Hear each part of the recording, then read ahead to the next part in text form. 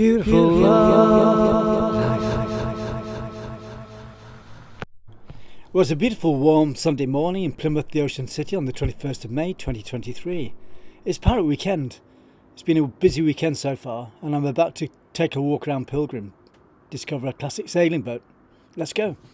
Hello Linda. Morning. So we're on board Pilgrim. What's the story of Pilgrim? So Pilgrim is a Brixham sailing trawler. Yes. She was built in 1895 in Brixham. Right. She fished and sailed out of Brixham until 1912. Yes. Then she was sold on to Sweden, where a lot of the trawlers went. She did line fishing in Sweden, then she became a cargo vessel. She was a private yacht, she was a sail training vessel, and all of those sorts of things, all through the 20th century, up until around 1990 when she started to really show her age. Yes. So some enthusiasts in Brixham got to know about her, went over, spoke to the then owner, and did a deal to bring her back to Brixham. Uh-huh. We'd got another couple of boats in Brixham at the time, so it was very nice for us to get them back home. So we brought her back through the Kiel Canal. Really interesting trip. Yes. She was in quite a state. She'd been truncated, so she hadn't got the transom that is very typical of a Brixham trawler. Uh-huh. She had got a wheel. Yes. And traditionally she would have been a tiller. Where would these have been on the boat? Do you want to give us a quick tour if that's all right? Yeah. So we've now gone back to the original steering, which is a tiller. Right. Okay, so this is as the boat would have been originally. Right, okay. But when she came back to Brixham, she'd been cut off because if you look at the boat externally, you can see that this part of the transom is probably 6 feet, 8 feet out of the water. Right. That would rot. Uh-huh. Or didn't actually fit the canals in Sweden and that sort of thing, so they often So just cut can I them just go off on a slight tangent? Why were a lot of these British boats going to Sweden? off. Okay, so Brixham trawlers are very, very strong boats. Right. For trawling. They were only built to last for 10 to 15 years. Right, that's because not long. Trawling a boat with a huge cod end 100 feet off the stern and pulling that in twice a day put a lot of strain on the boats. Right, okay. So when they went, so they were known in Sweden as being very strong boats. Yes. But they didn't fish by trawling in Sweden, they fished by line fishing. Yes. So they got really strong boats that were not really up to trawling anymore, but ideal. So what made them strong? What's the wood that made them? It wasn't the wood, it's just construction and the fact that they were constructed to do this heavy lifting and the heavy fishing and to move speedily and stably as well, the stability. Uh-huh. And so they just had a very good name. I mean, when we went to Sweden, we went to a particular small hamlet. Yes. And there were 3 other Brixham boats there at the time. Uh-huh. So how long have you had her? So we've had her since 1999. Yes. There's been a little bit of a change in the makeup of the ownership. Yes. And we're now a fully fledged charity. Yeah. So we tried to do a lot of work initially when she came back to Brixham, but really we weren't up to raising the money and the work that needed to be done was not possible just by taking donations and getting a shareholder here and there. So we took her out of the water over in Cornwall at Mashford. Right, okay. We stripped her down and did a full marine survey. Yes. From that we wrote a specification for a full restoration. We gave that to the Heritage Lottery Fund and they gave us the funding. They gave us initially £900,000 to move her and to start a full restoration. Yeah. So we then took her back up to Dartmouth. Yeah. Just beyond Dartmouth there's a creek called Old Mill Creek. We took her in there. We sat her on the beach while we waited for the award to be made. Yes. Once we'd got the funding, we floated her into a dry dock, took her up to the creek, and then we started to rebuild her. We sort of took her apart and then built her back at the same time. Right, okay. Because there were no drawings for these boats. They were made by a half model.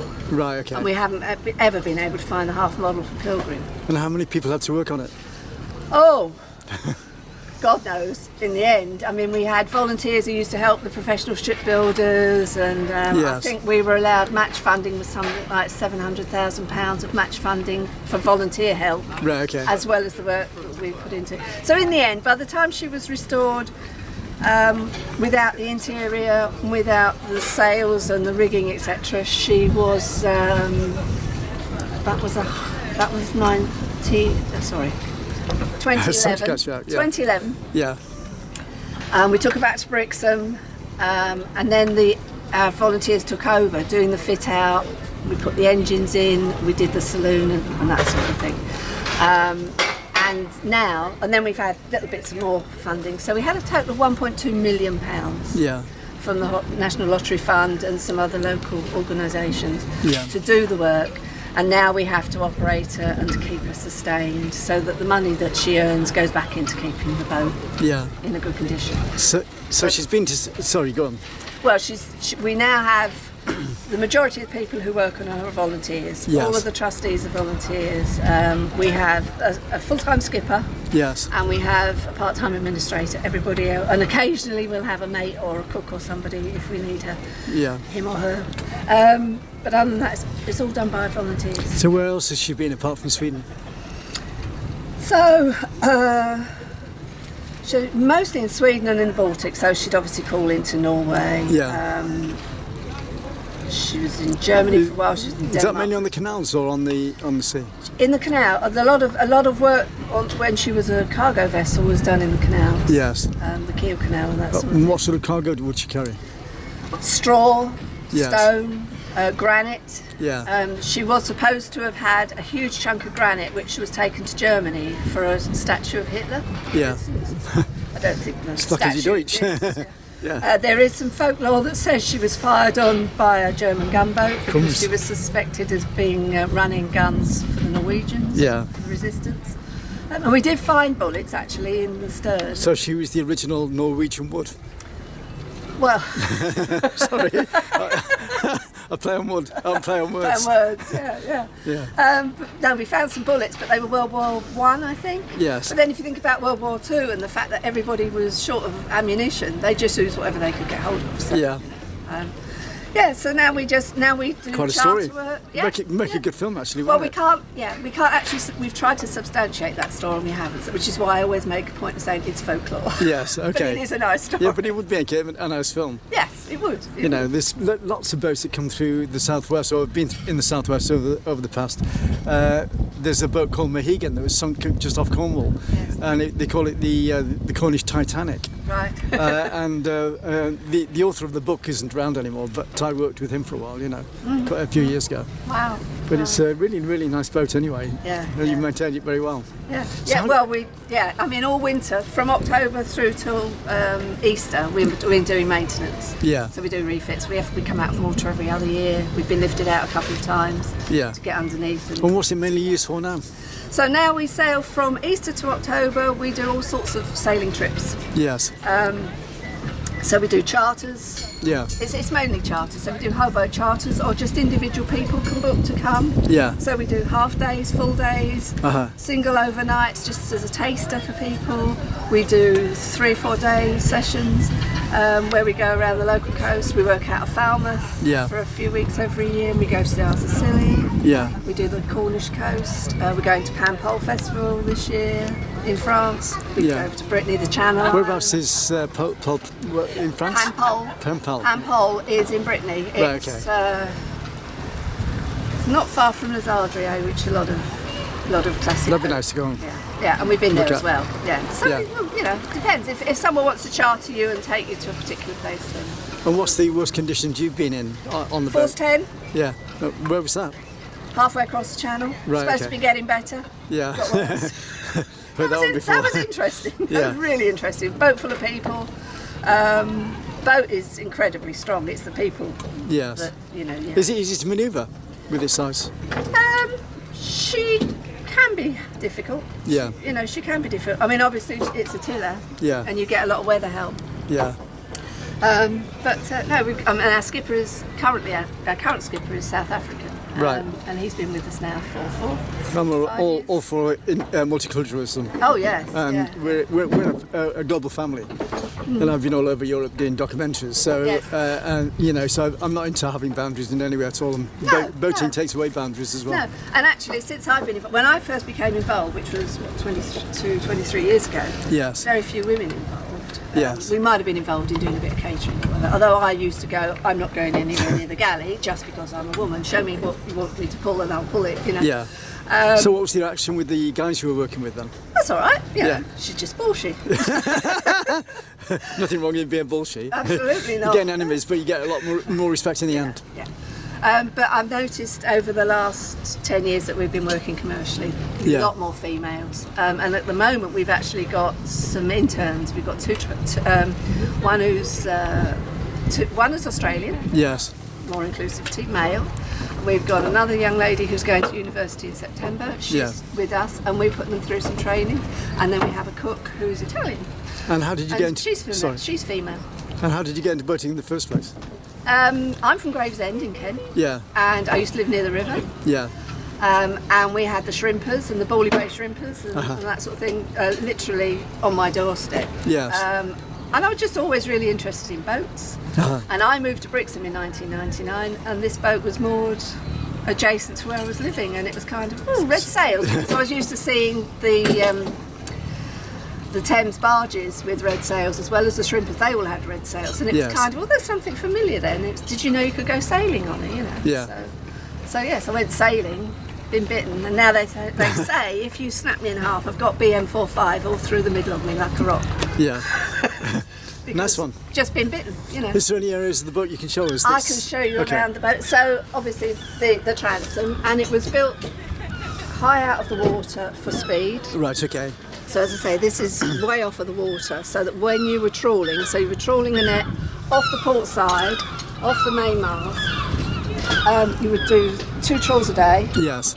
3 men and a boy, that's all that sailed them, Uh-huh. and you trawl that behind you, and that made you cut through the water Right. nice and quickly, because you need, I think 7 knots was the optimum speed for fishing. Yes. So then when the hole was brought up, it was brought up into the middle of the boat. There are people milling around, sorry about that. Right. Right. Okay. so the main I'll come in on the fish- other side because we're getting Okay. having like problems there. Okay. So obviously the mizzen mast, Yeah. and it's gaff rigged. Uh-huh. So we've got mizzen and a main.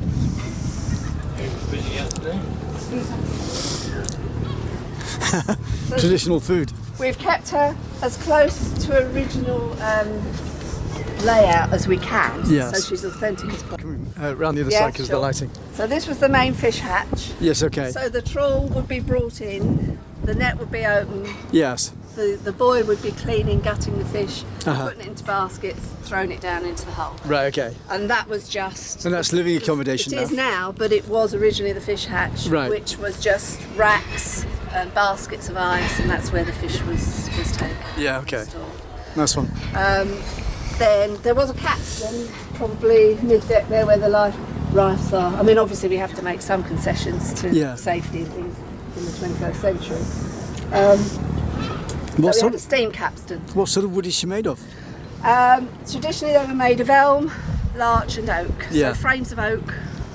So the keelson and everything is oak. Is that nearly all classical boats made of those I think materials? so, because in this part of the world, well, usually if you look at the Hamble and places like that, they would build on the edge of the water near a forest. Yes. They'd go in and they'd cut down the local woods, Yeah. which were, in England, oak, larch and elm. Uh-huh.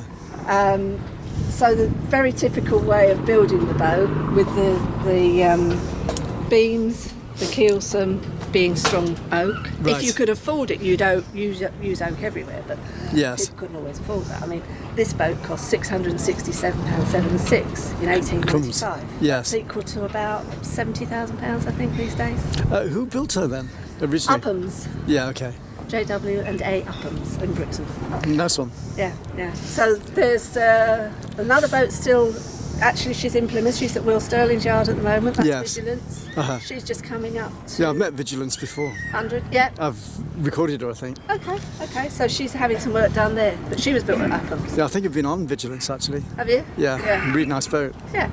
And it was the same people that originally brought Vigilance back to Brixham and brought Pilgrim back to Brixham. Nice one. So it was nice. Okay. So main fish hatch, main mast, Yeah. another gaff sail, of course. Prior to having 2 masts, the boats used to have one main mast and a really big mainsail. But Right, as I okay. said, only 3 people and a boy would sail and fish. Yes. And they were really difficult to contain, to steer, and just getting the sail up was difficult. Yeah. So they soon adopted this method of making this smaller, Yes. making the beams smaller, and putting a second mast in, which made it easier to handle for a small crew. Yeah, okay. And then we have a retractable bowsprit. Yep. Oops. So retractable bowsprit here that obviously. We're going to be walking the plank in a minute. And another fish hatch, which was sails. Oh, right. and, This is interesting. and this was a winch for helping you to pull up the trawl. Right, okay. So it Nice helps you one. to pull up the trawl. Yeah. And the bowsprit obviously goes out, and you've got staysail, and then on the end of the bowsprit you would rig a jib and then a flying jib above that. Nice one. Yeah. So we've got 7 sails. And what's this? Oh, we've got an anchor. Oh, right. In That's the old the- days, that's you the pulley would throw system an for the anchor. out. You wouldn't really anchor that often. Yeah. But you'd throw an anchor out, but just for modern day Right. safety and whatever. The anchor chain, there's an anchor locker down there. The anchor goes out on hydraulics if we want Yeah. to work for bringing it back and controlling it to go down. What sort of an engine does she have? She's got 2 Doosan 180 horsepower. Yeah. Nice one. But they're only used to get us to where we need to be and to get into port, really. Yeah. Because we run to a timetable with our schedule. You know, we've got to be in a certain place at a certain time. So Yeah. we try not to motor. And there's nothing nicer than turning off the engine and actually sailing. And listening to the Listening to the waves. wind and the wave. Playing with the dolphins. Yeah, nice So one. It's just beautiful, yeah. Okay. Right, thanks a lot for your time. That's okay, it's a pleasure. Cheers. How can people contact? We've got a website, Yeah. pilgrimofbrixham.org.uk. Yeah. And you can find all sorts of information on there. You can join as a member, you can make donations, you can book sailings, which Lovely. is lovely. And come sailing with us. We take 10 people with us and we have a crew of 5, so no more than 15 people on the boat. And how long in advance do you need to book these days? If there's a berth, we'll take you. Yeah, okay. Nice You know, one. but most people tend to book at least a couple of weeks in advance. But Yeah. you know, it's always worth making an inquiry. And whole boat charters, it's a lovely thing for a family or a group of friends to do. So you're at Pirates Weekend in Plymouth Barbican. Have you been in the Barbican before? We were here, I think, around 2003, perhaps, Yes. with Vigilance. But I wasn't involved in actually sailing her at that time, so Yeah. I'm not absolutely certain. And we've been in at Sutton Harbor before for fireworks and things like that. And the skipper we had at the time, we'd sailed up the Tamar, so we'd gone under the bridge. Yes. And then we sailed back and we went over the bridge, you know, the submersible bridge with Yeah. Okay. So we had a great day that day, and we were, and it was a glorious day for weather. Yeah. So we were jibing and tacking around inside the Sound there for 2 or 3 hours before we moored up and then watched the fireworks. Smashing. Yeah, it was great. Very poetic, really, isn't it? Yes, it is. It is. It's a very romantic idea. Yeah. Oops. And and we're obviously very passionate about it, but we love to share her. So Yeah. that's what we try to do. And if we can do that while we're custodians, because let's face it, we're probably not going to be around for another 20, 30 years. We want to hand her over to the next custodian in as good a condition as possible. Well, it's leaving your for as mark in long as history possible. for others to follow through as well, isn't Absolutely, because she's in June she'll be 128 years old. it? Yeah. Well, it's a great place to have her anyway, in historical Barbican, It Barbican is, where 16 yes. million Americans can trace their ancestry to the Mayflower Steps. Yes, well, in 2020 we were going to join in the celebrations in Dartmouth. Yes. Because obviously Mayflower went into Dartmouth Yeah. before it came into Plymouth. And we were going to play the part of the speedwell, although I was refusing to sink Yeah. But unfortunately it didn't happen because of COVID, so Yeah. it's one of those things. But yes, I mean it's a fantastic part. It's a fantastic part of the world, and it's a lovely coast to sail. Yes. It really is. Yeah. Really is. Going over to the sea. Well, what the seas are like around here? Well, it's changed actually. I think prevailing winds used to be southwesterly, and so often now we get easterlies and northerlies, and Yeah. with climate change, it's just changing. Yeah, well, I mean, they had the gaffers in last weekend for the round of the Britain sail, the Yes. 60th anniversary, and they were having all sorts of problems at sea. Whatever you do, wherever you plan to go, you think about what's usually the prevailing winds and all that sort of thing, and you look at the tide timetable, and you look at the wind, and then the weather changes overnight, Yeah. and then it will change again during the day. Yeah. So you have to have plan A, plan B, plan C. And you just have to Keeps you on your toes, literally and naturally. yeah, and you just have to go with the weather and do what you can Yeah. for the best sailing as you can, But sometimes, like last summer, there was so little wind around in the summer that we were just, all we were doing was taking the gate out and swimming. Yeah. Well, that's all right. But that's With nice. the dolphins. Yeah, with the dolphins. Nice one, nice one. Right, thanks again for the time. Okay, that's a pleasure. What's your name? Richard. And you're from Cape Town originally, Correct. and you're on Pilgrim. So how did you get to hear about Pilgrim? I heard they were looking for a skipper, and I applied online and interviewed and said come over, and came over. What boats did you use to sail in Africa? Various boats. I had a schooner there, Yeah. a Gafford schooner, for 30 years, and had a fleet of other vessels as well. So we used to I had an RA school, so we would take people on mile building, Madagascar and Kenya and all up that way. Yeah. So various different boats. Had you been to the UK before? Yes, I used to come over almost every year, Yeah. most of my life. Yeah. All my grandparents are from Inverness. Yeah. Yeah. The Scottish element. Yes. So, what's the difference culturally between Africa and the UK, or the area that you're in? For an English-speaking South African, it's very similar. Yeah. Very similar, to over here. So it was a very easy transition into it, and especially coming into Brixham, which is it's just such a fantastic little town and welcoming, so welcoming. It was such an easy transition. Yeah, it's a nice area, the southwest of the UK. It's beautiful, absolutely beautiful. I mean, Cape Town and South Africa is beautiful, but it's just as beautiful in its own way. Yeah. Do you go back very often? Every few years. Yeah. Yeah, my children are spread around the world a bit. We've got a son in California, another one in a daughter in New Zealand. My youngest is still in South Africa. Yeah. But he'll be moving one of these days. Okay, what's your name again? Richard Smith. Thanks a lot for your time.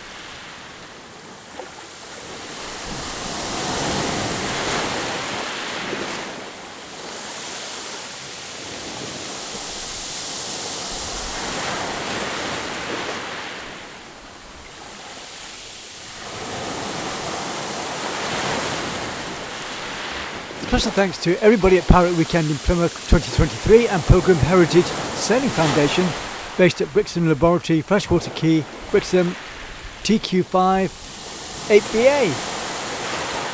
You can find their website at pilgrimbrixham.org.uk. 30 years of culture and the arts as a free service on Love Summertime TV. Don't forget to friend and share my videos, subscribe to my channel and support me through PayPal at tcsphoto1@gmail.com. Thanks for watching the video.